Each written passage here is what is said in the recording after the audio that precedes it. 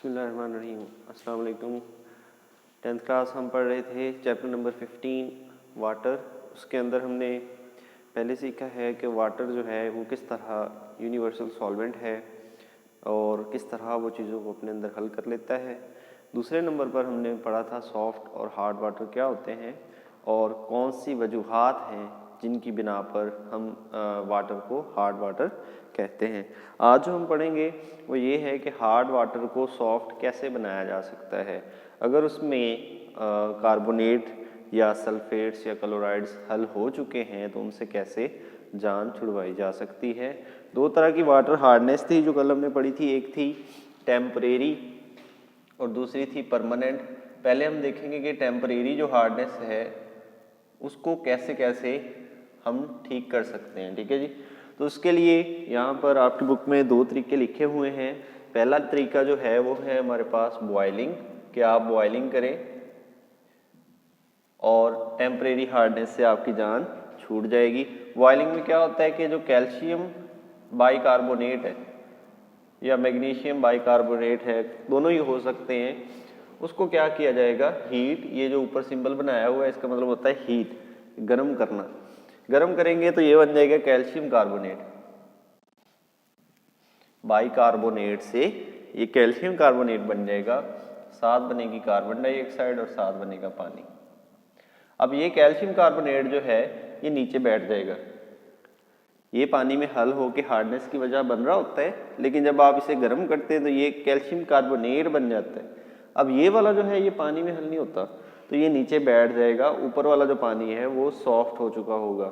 आप ऊपर वाला पानी लैदा कर ले तो वो वाला पानी कौन सा हो जाएगा, सॉफ्ट हो जाएगा।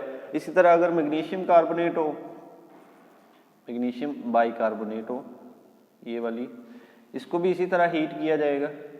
हीट करने के नतीजे में ये बन जाएगा मैग्नीशियम कार्बोनेट और साथ कार्बन डाइऑक्साइड बनेगी और साथ पानी बनेगा।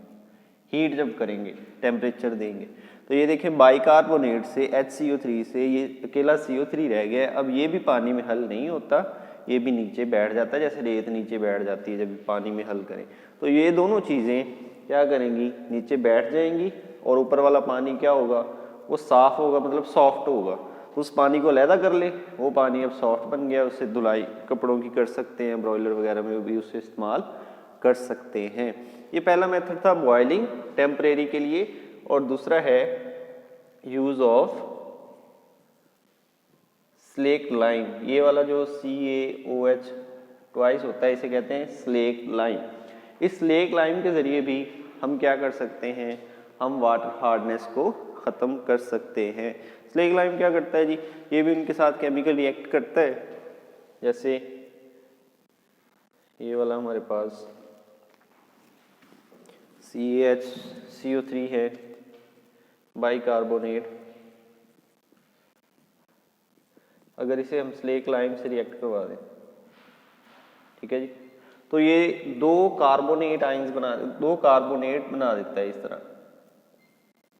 साथ कार्बन डाइऑक्साइड है या वाटर है, उनसे हमें गर्ज नहीं है जो जो साथ बनता है। लेकिन क्या होता है कि ये कैल्शियम हाइड्रोक्साइड क्या करता है, ये कैल्शियम बाइकार्बोनेट को कार्बोनेट बना देता है। यहाँ पर भी क्या हो रहा था, बाइकार्बोनेट बन रहा था, कार्बोनेट, ये पानी में हल हो जाता है लेकिन ये नहीं होता, ये नीचे बैठ जाता है, ऊपर वाला पानी साफ हो जाएगा।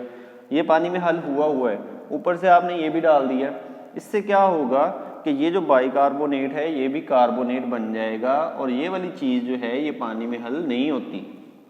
इन दोनों ने रिएक्ट किया है, ये तीन नई चीज़ें बनी, ये पानी में हल नहीं होती, तो ये क्या करेगी, ये नीचे बैठ जाएगी, तो ऊपर वाला पानी क्या हो जाएगा, वो सॉफ्ट हो जाएगा।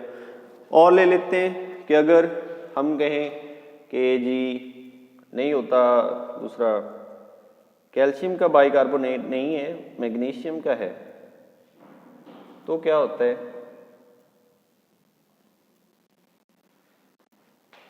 तो हमारे पास एक बनता है मैग्नीशियम का कार्बोनेट और दूसरा बनता है कैल्शियम का कार्बोनेट और साथ पानी वगैरह बनते हैं, या कार्बन डाइऑक्साइड भी बन सकती है। तो ये चीज़ें यहाँ से बाइकार्बोनेट से फिर क्या बन गए, कार्बोनेट। ऊपर वाले दोनों रिएक्शंस में भी यही काम हो रहा है, नीचे वाले दोनों रिएक्शंस में भी यही काम हो रहा है, लेकिन यहाँ पर हमने हीट किया था, लेकिन दूसरे हिस्से में हमने क्या किया, कैल्शियम हाइड्रोक्साइड इस्तेमाल किया है।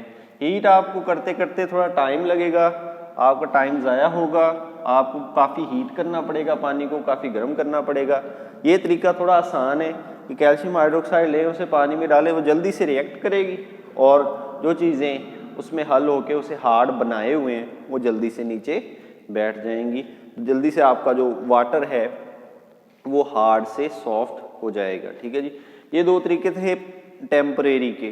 दूसरे जो तरीके हैं वो है परमानेंट हार्डनेस के, कि अगर परमानेंट हार्डनेस है तो उससे कैसे जान छुड़वाया जाए। ठीक है जी, अब टेम्परेरी से तो आप ये आसानी से मतलब गर्म करेंगे या ये डालेंगे तो आपकी जान छूट जाएगी। परमानेंट में आपको थोड़ी मेहनत करनी पड़ती है, कुछ केमिकल्स हैं जो महंगे केमिकल्स हैं वो यूज़ करने पड़ते हैं और वो जो है केमिकली रिएक्ट करके परमानेंट हार्डनेस को ख़त्म करते हैं। परमानेंट हार्डनेस में क्या होता है कि कैल्शियम के सल्फेट्स होते हैं, इनकी वजह से परमानेंट हार्डनेस होती है, या मैग्नीशियम के सल्फेट्स होते हैं, या इन दोनों के क्लोराइड्स होते हैं, कल हमने ये पढ़े थे। अब ये जो सल्फेट है कैल्शियम का, इसको क्या किया जाता है, इससे पहले तरीके में पहला जो तरीका है सोडियम कार्बोनेट के साथ, वाशिंग सोडा यहाँ पे लिखा है, ठीक है जी, वाशिंग सोडा इसे कहते हैं। तो वाशिंग सोडा के साथ पहले इसे रिएक्ट करवाया जाता है और हमारे पास परमानेंट हार्डनेस खत्म हो जाती है। कैसे होती है, ऐसे लिखेंगे Na2CO3, ये वाशिंग सोडा है, इसे रिएक्ट करवाएंगे CaSO4, इस वजह से हार्डनेस हो रही है परमानेंट। अब क्या होता है कि ये Ca जो है ये इस CO3 से मिलता होता है और ये वाला इसके साथ मिलता है, तो क्या बन जाता है हमारे पास कैल्शियम कार्बोनेट और साथ क्या बन जाता है हमारे पास सोडियम सल्फेट। इस तरह के रिएक्शन हम चैप्टर नंबर 2 में पढ़े थे कि एक एसिड होता था, एक बेस, एसिड का H और बेस का OH मिलके पानी बना देते थे और जो चीज़ें रह जाती थी वो साल्ट बन जाता था। ये उसी तरह का रिएक्शन है, इसे डिस्प्लेसमेंट रिएक्शन कहते हैं कि ये CO3 की जगह SO4 आ जाता है और Na2 की जगह Ca आ जाता है। Ca और CO3 आपस में मिल गए। ये वाला जो है ना, ऐसे समझे कि इसका जो CO3 है वो Ca से मिल गया और रह गया SO4 और इधर से रह गया Na, ये दोनों आपस में मिल जाएंगे। तो इस तरह ये रिएक्शन होता है। दूसरा रिएक्शन अगर हम लें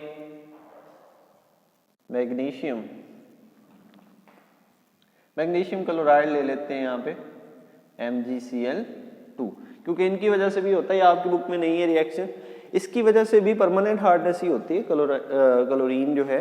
तो क्या होगा, अब मैग्नीशियम जो है वो इससे मिलेगी और Cl जो है वो Na से मिलेगी। ठीक है जी, तो अब बन जाएगा हमारे पास MgCO3, Mg ने CO3 के साथ मिलना है और Na2NaCl बनेंगे हमारे पास।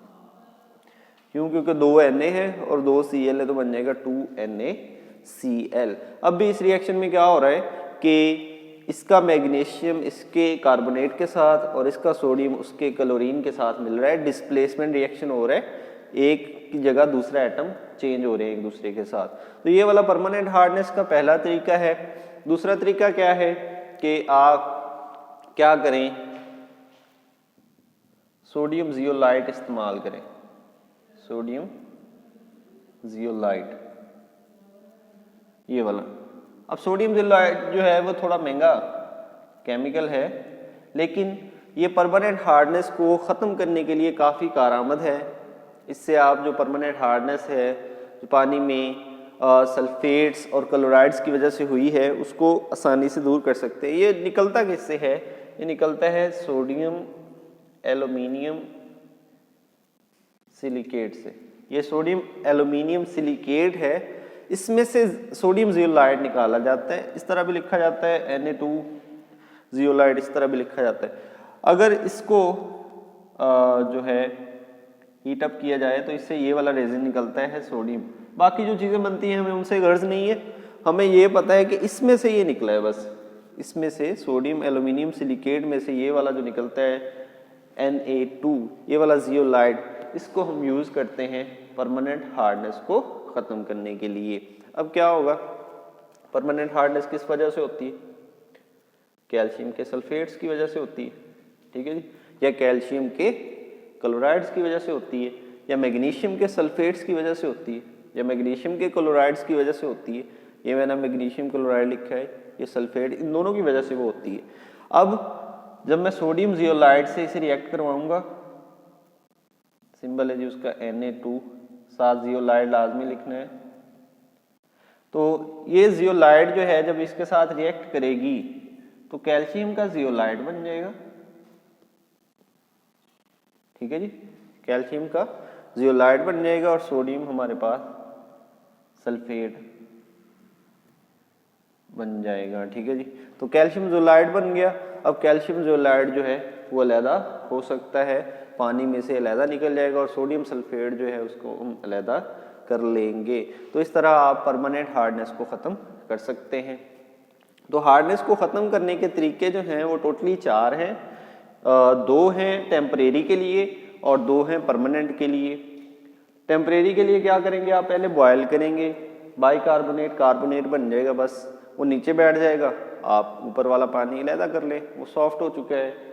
उसके बाद अगर आप ऐसा नहीं कर सकते, आप हीट नहीं कर सकते, तो आप एक केमिकल ले आए, ये वाला, इसे लाइम कहते हैं, ठीक है, स्लेक लाइम।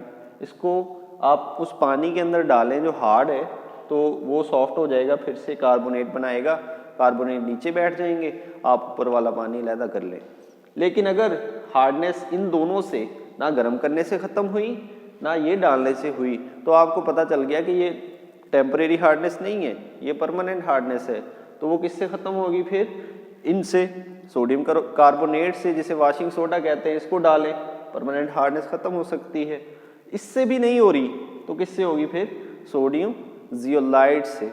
जियोलाइड थोड़ा महंगा केमिकल है, तो इससे ख़त्म होगी। फिर ये हम डालेंगे तो ये सोडियम सल्फेट और कैल्शियम जियोलाइड बनाएगा। कैल्शियम जियोलाइड आप उसे पानी से अलहदा कर सकते हैं। उम्मीद है कि आपको ये हार्डनेस के ख़त्म करने के तरीके समझ आगे होंगे। मिलते हैं अगले टॉपिक के साथ, अपना ख्याल रखें, अल्लाह हाफिज़।